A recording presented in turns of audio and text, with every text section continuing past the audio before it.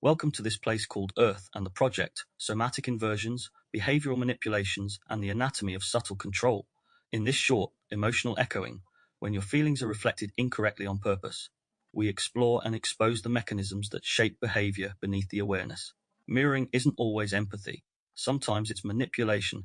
A healthy connection requires attunement, the ability to sense and respond to another's emotional state accurately.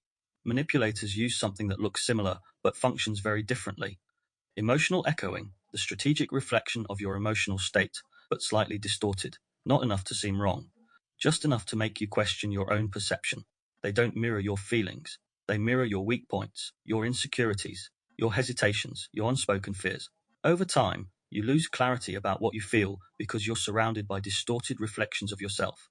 The science, emotional misattunement as psychological control research from Alan Shore, Ed Tronick, and Daniel Stern shows that the nervous system relies on accurate emotional feedback to develop self-awareness, emotional regulation, relational trust, and boundary formation. When the emotional reflection is distorted, your internal compass destabilises, your emotional certainty erodes, your instincts become cloudy, and your relational clarity collapses.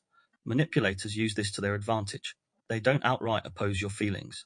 They slightly shift them, enough to confuse your emotional center and move you into dependence. The partner who understands you wrong on purpose. Examples of emotional echoing in relationships. You express sadness and they reflect annoyance. You express discomfort and they reflect confusion. You express joy and they reflect indifference. You express anger and they reflect fear, making you feel guilty. You express needs and they reflect overwhelm. These mismatches make you question, am I being too much? Am I misreading myself? Am I unreasonable? Am I overreacting? Your emotions feel increasingly harder to trust, not because you're unstable, but because your emotional mirror is distorted. The parent who shapes your emotional reality. In childhood, emotional echoing often looks like you're hurt and the parent reflects irritation, you're scared and they reflect dismissal, you're excited and they reflect exhaustion, you're angry and they reflect shame, and you're confused and they reflect anger. This creates attachment disorientation, a phenomenon documented by Mary Main and Patricia Crittenden. As an adult, you distrust your intuition, mislabel your feelings, have a fear of emotional expression, rely on others for emotional interpretation, and become susceptible to manipulators who offer clarity. Your emotional compass was never broken, it was overridden. Workplace and institutional echoing. Manipulative workplaces use emotional echoing strategically. You raise concerns and they reflect negativity and dismissal. You express burnout and they reflect lack of resilience. You express boundaries and they reflect not a team player or become irritated. You express innovation and they reflect unrealistic ideas.